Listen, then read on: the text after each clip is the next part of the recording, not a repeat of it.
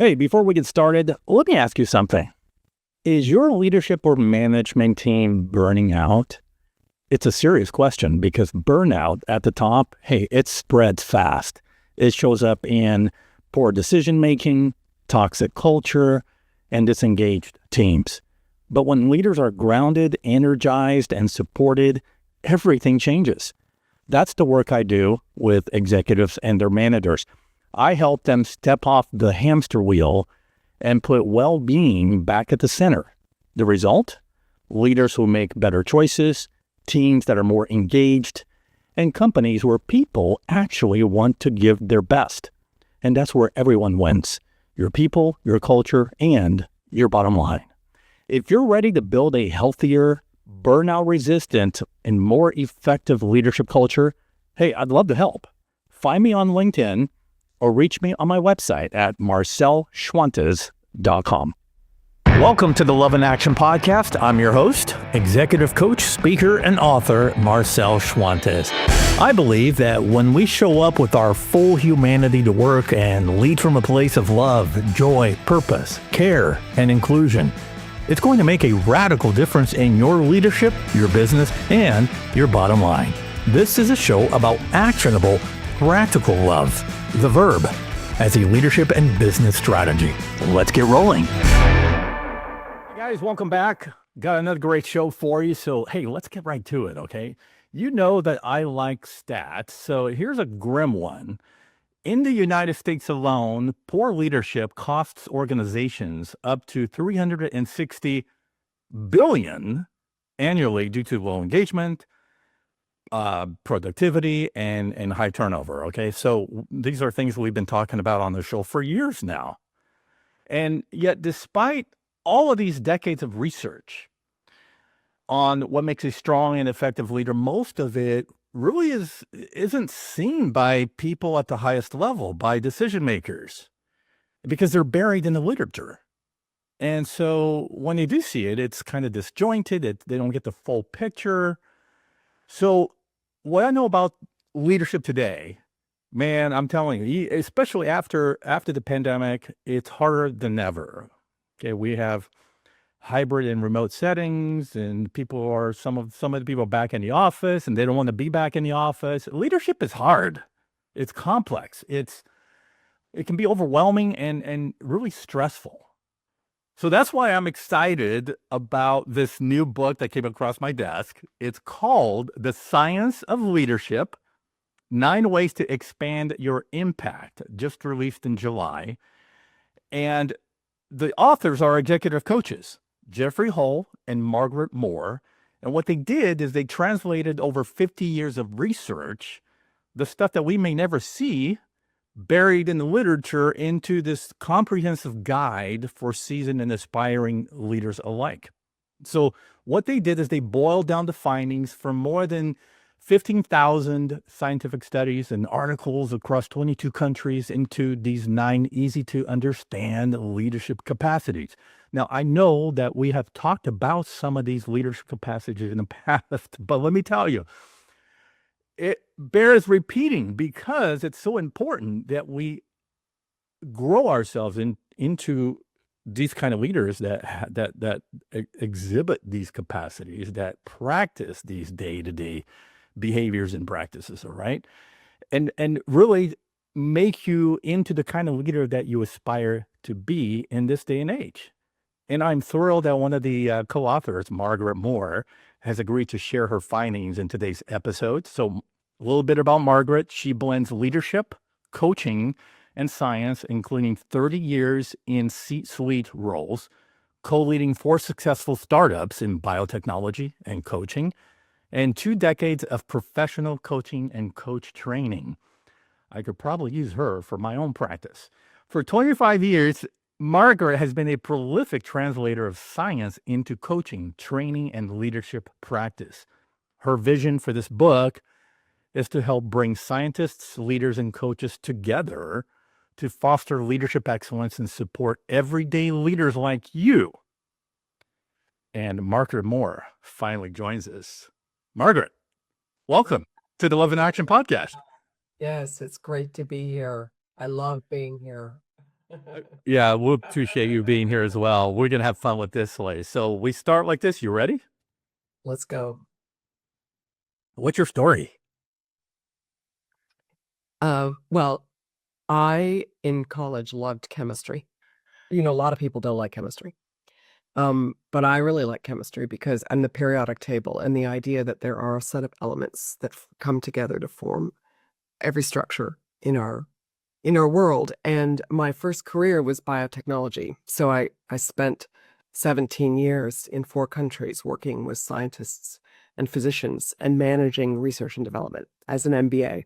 Okay, so and my both of my husbands, not at the same time, are scientists. So I really appreciate the complexity, but also the simplicity of, you know, the natural world. And I think we've overcomplicated um, psychological concepts in social sciences and leadership. It feels to me like a jumble.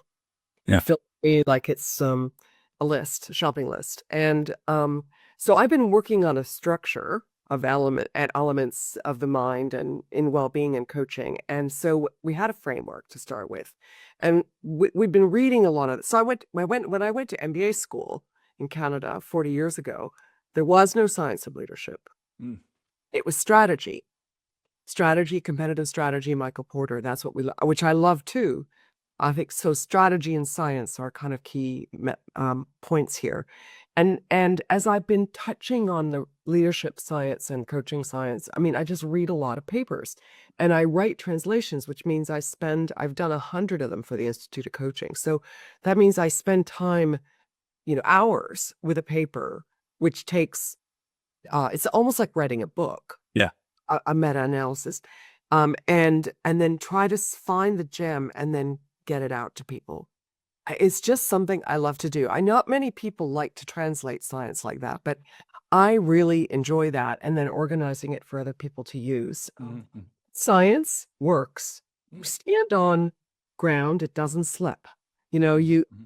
you ask a question about high quality motivation, it lights people up. You ask the question about what isn't how does inspiration work for you, and you already know the structure of inspiration and what it takes and how it rolls out.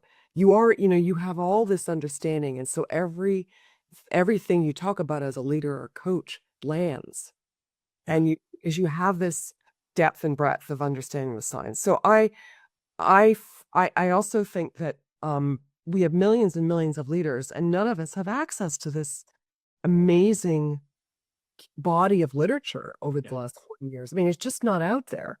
But what's really cool about right now is that we're beyond having 1 study, 2 studies on a topic. There are 212 studies in a review on humility. There's 180 odd studies on psychological safety.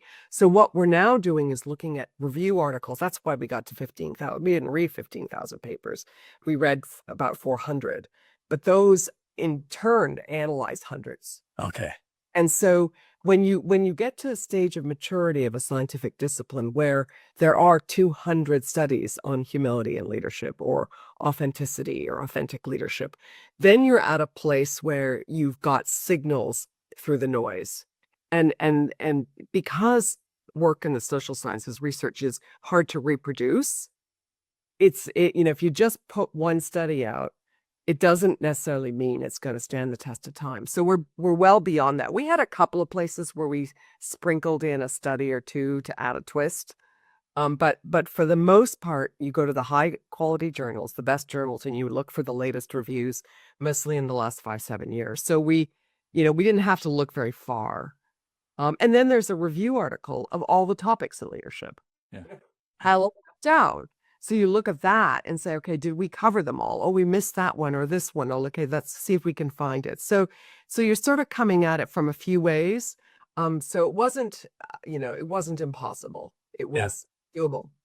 Okay. So all of this research, as I mentioned in my introduction, you were able to distill it into 9 leadership capacities. And I'd love to drill down to maybe a few of them. And for the sake of time, I actually picked out 3. Okay, good. Okay. So the 3 are conscious, conscious leadership, relational, and shared leadership. But before we like start to dig into those, talk a little bit about the importance of distinguishing between what you put them into buckets: self-oriented leadership, other-oriented leadership, and systems-oriented leadership. So why is that important that we know that? Why being a leader is extremely challenging. I mean, it's tough. Is that you're managing yourself, you're leading yourself. We all have to do that, whether you're a leader or not. And then you're influencing others that that you can touch, that are directly close to you. But the real differentiator for leaders, because we all have others in our lives that we're trying to influence, whether we're leaders or not. But the big thing is the system leadership, where you're not touching people, where you're sending ripples out, and those ripples have to go way beyond your reach. Yeah. And then if you think about there being like 9 different capacities, they all operate at all 3 levels. I mean, we organize them, but they still do. You want everybody to be conscious, you want everybody to be agile, you want everybody to be compassionate. They all operate. So it's just a lot to keep track of. Yeah. And you're operating at self-awareness, other, and meta and system all the time. You're going up and down, sideways, 360 across all these capacities. It requires a level of agility, which is why agile leadership is a really important concept that most people don't have to accomplish. Most people do not have to track and monitor and think strategically about all those things almost simultaneously. And that's why, that's why leading is so hard. And Yeah. we it's the highest expression of human endeavor. Yeah. It's a calling. It's a big calling, and it's legacy. It really is it's a privilege to have the role of influencing others and the system and actually generating. Mm. Okay, so under the self-oriented level of leadership, I picked out conscious leadership. So let's talk a little bit about, is there a good definition for conscious leadership? Well, again, we reorganize things. So right now, conscious leadership, if you know conscious capitalism, is more about virtue and humanity and saving the world. But that's not what consciousness means. So we put those things into authentic, where it's value, where the fire, the passion, the values, the love. That's where love lives. Yeah. Conscious is actually being awake and present to what's really going on. And it's very difficult to do that because the human brain, like AI, is constantly on. And your brain is predicting from all the inputs, internal and external, how you're going to do in the next moment. And then it sends emotions to tell you how things are going, which then you turn into thoughts. And now you have a dizzying amount of activity in your frontal cortex. And your brain is not designed to perceive reality directly. You have to turn it off. You have to move your virtual reality off so you're actually present the moment. And that's mindfulness 10.0. Yeah. Is to be that awake that you actually see things as they are. And what gets in the way, because leadership is so hard, and because we have to project this confident, competent, optimistic, we're going somewhere, we're going to get there, you have further to fall the higher you rise. So the fears don't go away until you integrate them, until you turn them into strength, which is the natural process of the mind. That we have to speed up as leaders, or we cannot rise up further because the strain is just too much. So we have to turn the fear, the anxiety that expresses an overdrive, and you're electric, right? When you're working too hard, you're pushing too hard, you're edgy, you're impatient, you're irritated, you're all that stuff is shadow stuff. Right. And leaders don't have the luxury of just expressing it. We actually have to deal with it and turn it into something. So in the moment, we need to set it aside. And then when we're not leading, we need to deal with it, move it to growth, so the shadow is a particular kind of shadow because it's related to the fear of failing. And then but the great thing about it is that it just points you where you need to grow. Wherever you're stressed is exactly where you need to shift your perspectives. Yeah.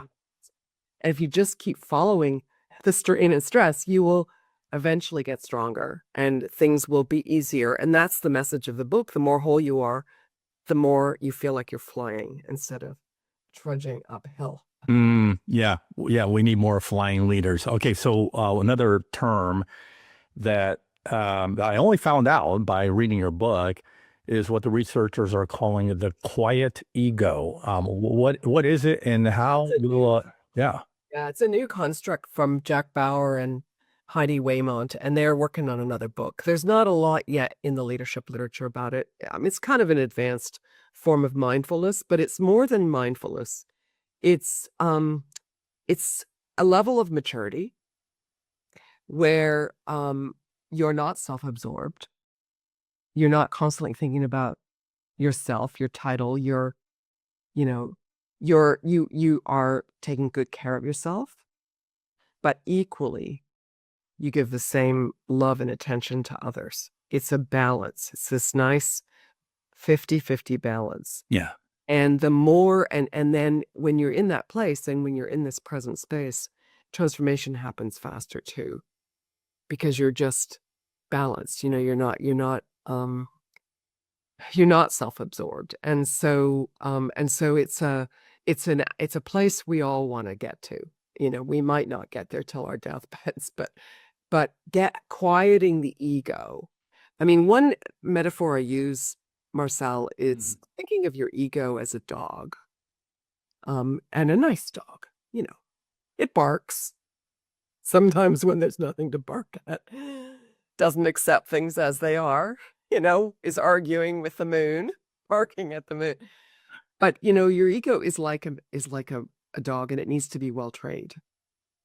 Because you have a part of you that is above your ego. Your ego is a structure that is really valuable and very important, but it's your charm and it's your uniqueness and it's your identity and all that stuff. But you have to imagine it more like a dog than all of you. And then it has to be on a leash and it has to be well trained. And so a quiet ego is someone who knows how to do that. Yeah. Yeah. Whereas their ego on a leash, have it smile and wag its tail when the time is right. And Do you have a good story for somebody that just is a clear-cut example of a conscious leader? oh my gosh, so I had this wonderful opportunity. The video's not up yet, but I had an opportunity to have an interview with the astronaut Sunita Williams, who was on the Starliner and stuck up space with her partner Butch for 9 months. Their capsule was damaged, and in that process, she was appointed as the commander of the space station.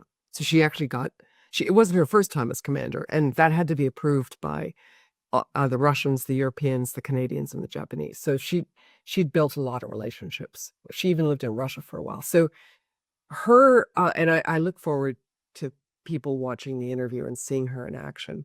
She is so beyond her ego Mm. and so intelligent. They're basically scientists up there. Yeah. Everything they do is highly sophisticated engineering and science. And then there's this warmth. Like she would hang out in the dinner area at night because they didn't really eat together except on Friday nights when they had karaoke and stuff with all the cultures. And she would just stay there and see how people were and just check in and ask them, how are you doing? Are you okay? If people had issues, somebody at home. And then the resilience in crisis. I mean, they're trained. They die and are reborn many times with all the training as astronauts. But she's really quite something. Really something to see. A servant leader, but her way of being was also transformational for the people around her. That's good. That it's possible to have the engineering, what you typically think is the masculine side and the feminine side completely integrated. And that's a really good, you can be brilliant, but if you have brilliant and you wrap it in genuine warm love, You don't reduce your standards of excellence at all. Yeah. You don't soften your toughness at all. But when you add this warmth and love around the strength and the ferocity, that is, I think, the quiet ego. Yeah. Yeah. Okay. Speaking of warmth and love coupled with strength and ferocity, that perfect balance, I want to jump now to relational leadership, which falls in your book in the area of other oriented. So much of what the research points to in your book has to do with building trust, right? I mean, obviously, you have to be relational in nature as a leader if you want to develop trust with your peers, coworkers, all of your stakeholders. So, but I'm curious though. I know about listening, psychological safety. I know about all those things because I coach and teach on them myself. But what would you say came up as like really obvious as specific like leadership areas under relational? Yeah. Well, I think we need to really shine a light on relationships Hmm. work, because we talk about these concepts like trust and empathy as if they're like individual little things that we do, when the whole purpose is to have a relationship. Mm. And a relationship is a cycle of back and forth empathy and compassion. I understand you, you understand me. The more relational leaders are, the more they can be influential. And this idea that, on your deathbed you will forget all your work relationships is not true. I mean, it's BS. Because our work relationships, I'm sure you would agree, Marcel, are some of our most precious Mhm. relationships.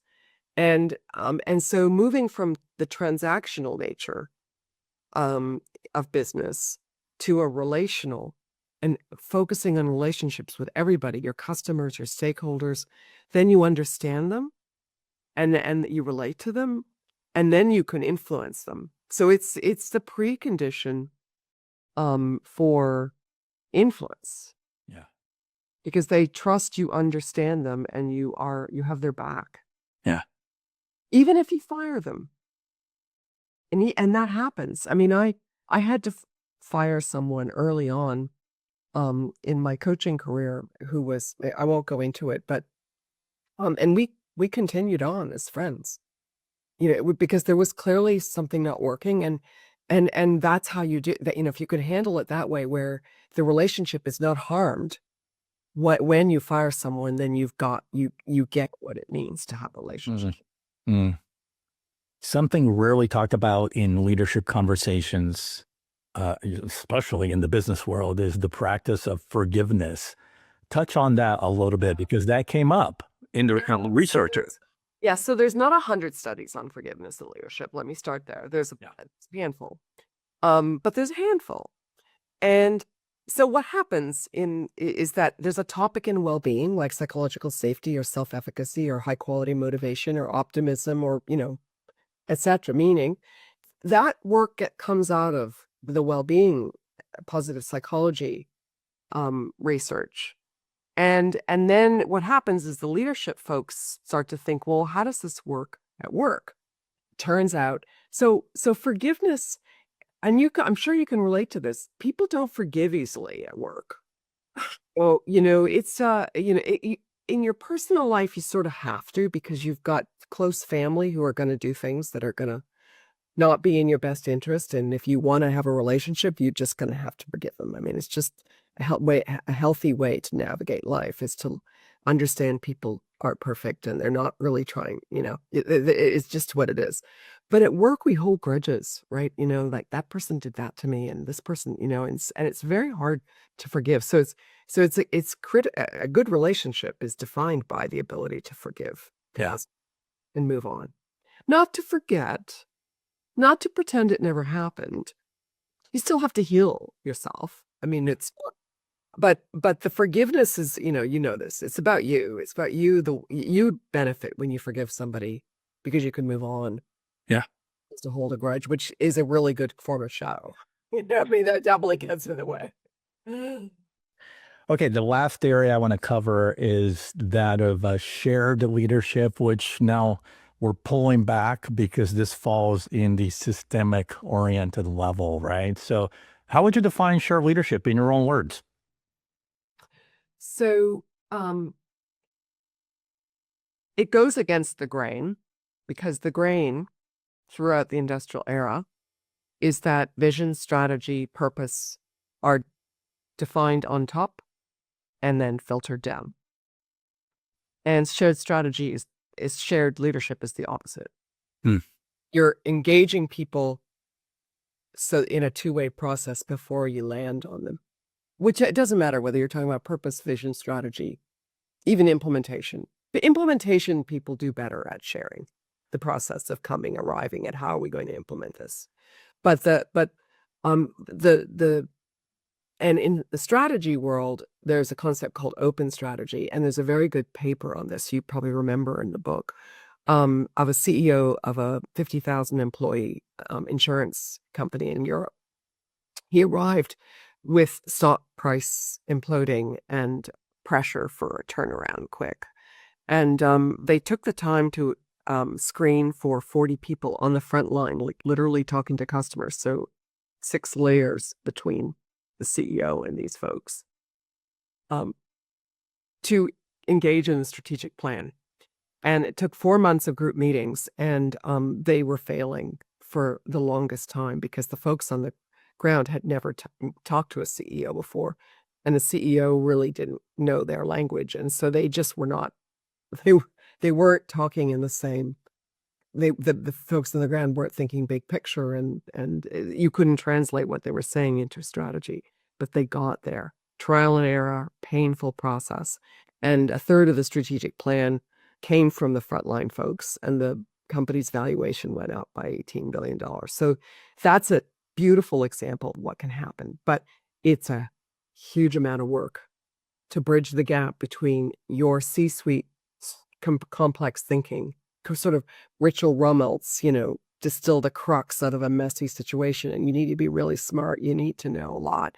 You have to have this multi-levels of thinking to get to that strategy. Now you're trying to help other people do that. So I think this is so important. It's the hardest one. It's the one where we all, me too, score the lowest on, because you have to get out of your own bubble and really relate to people who have just don't have the same, way of thinking about things you do. So it's very hard, but it is, to me, the main thing that's missing in engagement. We talk about engagement in lots of different ways, but if people are engaged in creating any of those, vision, purpose, strategy, then they're engaged. Yeah. Yeah. And they're engaged, and that's real engagement. So I think that's the hardest one, because you're coaching, you're teaching, you're training, when you really just want HR to create a program and like go do it and teach them how to do this, then you're not getting there, right? So it's this ability to, and not everybody has it, but it's the ability of a few people in an organization to bridge the language barrier and actually bring people up to a level where they can contribute. Yeah, I always I see it as a way to get away from the leader follower model to the leader model. By sharing your leadership, you're actually building other people to become leaders themselves. So it's kind of a paying forward. Because if you're going to share your leadership, I would assume that other people are benefiting from your leadership, and it's helping them to raise their own capacities to lead well as well. Whether they want to become a manager or not, that's not the point. Is to lead themselves well and help them to lead others around them well, if that makes sense. Exactly. Yeah, it's modeling, and it's the ultimate in leadership, because everything you do needs to move from self to other to system. Yeah. You're sharing transformation, you're sharing servant, you're sharing compassion, you're sharing relational, you're sharing agile, you're sharing all of it. And you're aware of, is the organization not agile enough? Is it not compassionate enough to all of the forces that are at stake here? Is it, not purposeful enough. There's not enough heart and love in what we do. You know, you have to have a sense of where you're at and where you need to dial up. Yeah. Modeling, which another big part of this, it's hard to get at the science around this because it's very fragmented, but it's definitely part of transformational leadership. But the modeling of leadership is actually a big part of what you do to share it. Is that whatever you do, you are a role model. Everything you write, everything you say, every process you start, everything you do, you're modeling, and people are going to copy you or criticize you, and that's a lot of strain on you, right? To know that everything you're doing, Yeah. has a consequence beyond yourself. You can't just, you know, you just can't go to sleep at the wheel. Right. You have to be awake in every moment and about the impact of what you're doing on others and Mm. Okay, so speaking of, well, being awake, we are awake to the reality that artificial intelligence is here and it is still in its infancy. We don't even know the enormous potential and the problems that might arise due to AI. So let's take AI and fit this into the leadership conversation. All right. So whether it's now, but especially, I mean, I don't know where this thing is going, Margaret. So 3 years from now, 5 years from now, how will leaders be able to navigate the rise of AI? Well, I mean, I think we first have to promote ourselves to being the leaders of AI. I mean, you get this sense that AI is just like leading itself, and like, but what happened here? Are we leading? Who's the lead? Who's in control? Who's leading here? I think people need to promote themselves to being leaders. I mean, I'm really serious about that. Yeah. Read everything every day, and you'd think there is no leaders. There's just all followers and observers. This wasn't good, right? So first thing is we need to lead, and we need to shape it. Mm. It's like a child. It's not conscious. It has a brain that's just getting better and better, but it's like a child. It's not very grown up. It's going to do what we train it to do. It may do things like kids grow up and do things you have no control over. So there's, we don't know when it grows up what it's going to do, but we're still the parents and the bosses and the leaders here. So I think we need to be way, way more responsible and accountable for how we're using AI and what its impact is. We can't just say, well, sorry, we have 1 million people that work for us and 100,000 I think we're going to go. Well, what are those 100,000 going to do? Hmm. And what exactly, it's a bit like polluting the river and going, whoops, oh, we didn't know that the chemical waste was going to kill the fish. We just have to start being responsible about the consequences of what we're doing and also shaping it the way we want to. So it's really all about leadership. Right. And I mean, I think there are a lot of unknowns, and I'm thinking about this a lot and how to use what we know, just even if you just give AI the Science of Leadership book and you say, everything you give me, put through this lens, you're going to get higher quality output, because the science shows that character and relationships and compassion all lead to better performance. Okay, so we need to feed AI with what we want to get out. Yeah. And right now it's being fed by the whole world of human activity, which is a pretty mixed bag. Right. Right. So I think we have ways to shape it, to train it. We have ways to test it. We need to be thinking about the consequences. This is all about leadership. Really. And if you just take the 9 capacities and ask questions, you can even train AI to ask all those questions. Is this good for this? Is it good for that? How am I, how's it going to train that? So I intentionally focus on how AI can uplift humans, because AI can, like just take the Science of Leadership book. We can't train millions of leaders on that book. I could build another school, but AI could. Mm-hmm. AI can do all kinds of things we can't do that are better as long as we shape it. So I think it has huge potential for making things better. And like a dog, it needs to be on a leash. Mm. It does have a plug, right? It depends on energy from, the electrical sources. So we can unplug it. We have to remember we control the plug. So I think there's really, we need to be way more accountable, responsible, and way more proactive Right. in shaping it. Yeah, I'm glad you brought that up, especially that you posed it, and I'm paraphrasing the what I consider the existential question of, are we leading AI or is AI leading us? Because I do see so many people being led by AI. They're delegating all of their decision making to AI instead of the other way around. So good question for us to think about. Well, we're the conscious ones. AI is not conscious. It can't tell truth from, to the extent that the humans can. We have Yeah. a lot that's in the way, but it can't discern. It can't judge. It can't discern. I mean, that's what's so interesting, is because all of our mental activity that creates the leadership shadows, we know what that feels like, right? We know how it gets in the way. That's all AI is. Yeah. Is mental activity.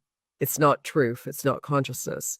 It's not the physics of, whatever the physics of our minds and our relationships, how the two brains in relationship sync up in terms of brain activity, heart rates sync up. That's all consciousness. And that isn't in AI. And we definitely, that's why I think waking up is the point. Mm. Mm. Hey, it's been a great conversation, and so we bring it home with two questions, as we do with every guest. Okay, here they are. The first one is the love question. I always have to say it with a manly voice, Margaret, the love question, because people think that this is a warm and fuzzy show. Well, yes, there are elements of warm and fuzziness, but we talk about love as a verb, not as the fuzzy emotion. So here's the question: how do we lead with actionable, practical love and care day in and day out? Oh, I'm going to come back to Jack Bauer and the quiet ego, because his book on the transformative self uses the term love to describe one of four quadrants of well-being, which is meaning. So humans have values. It's our fire, things that are important to us. Probably comes a good amount of hardwired, some socially installed. And it's their feeler. Like, we care about things. We're wired to care. And we care when we value something. We fulfill that value through meaning. We do things that are meaningful in order to fulfill our values. So love is loving things that are valuable. Things are valuable, you love them because they're valuable. You care about them. And so in every moment, one can set an intention and remind, what do I care about right now? What do I really, what matters to me? What will make me feel good? What's important here? And if you stop and start every conversation and say, what is it that I want to accomplish? What do I care about? That's love. Mm. It's the enactment of your values to create meaning, which is, it's just another word for what's meaningful. Your relationships are meaningful. You love someone because they mean a lot to you. So it's all about values and meaning, and it comes from our fire, from our, we call it like the I care in the personality family. It's autonomy. It's our torch. We care torch for what our legacy. It's bigger than business. It's more about, how am I leaving things better? What's important? So that's what it is. Yeah. You don't even need to use the term, but Jack does use the term love, because he thinks work is an enactment of our values and fulfilling of our values, and that's love, whether it's relationships or work. So you're on track. It's a much bigger idea than love. It's actually our why. Yeah. It's our why. Yeah, that's good. That's good. All right, bring us home. What's that one thing you'd like us to to take away from this whole conversation? The important thing is that these 9 capacities give you multiple ways to mix and match in any given moment. So in mindfulness, we talk about the pause, to pause. I think that the invitation is to realize that there's many different ways you can navigate the next task. And if you just simply lean back to pause and say, what do I need? What does this group need right now? Do they need compassion? Do they need agility? Do they need a real good poke to get them eject them out of their rut? Do we need to wake up? What's needed here? So I think realizing that you have the ability to step back and choose among many different approaches in any given moment is then you're awake.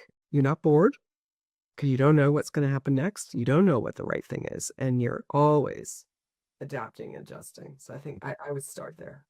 Well put. The book again is called The Science of Leadership: 9 Ways to Expand Your Impact. There it is. If you're watching on YouTube, get it wherever books are sold. Margaret, if people want to connect with you, find out more about you, what you do, where can they go? The best place is at LinkedIn Coach Meg, and then my partner Jeff Hall, which we didn't get a chance to talk a lot about all of his coaching stories, but he's at LinkedIn, Jeffrey Hall. It's been a blast hanging out with you. Thank you so much for your presence, your awakeness. Well, gang, you can keep the conversation going, as I always tell you, by using the hashtag on social media. Simple, Love in Action Podcast. So use that.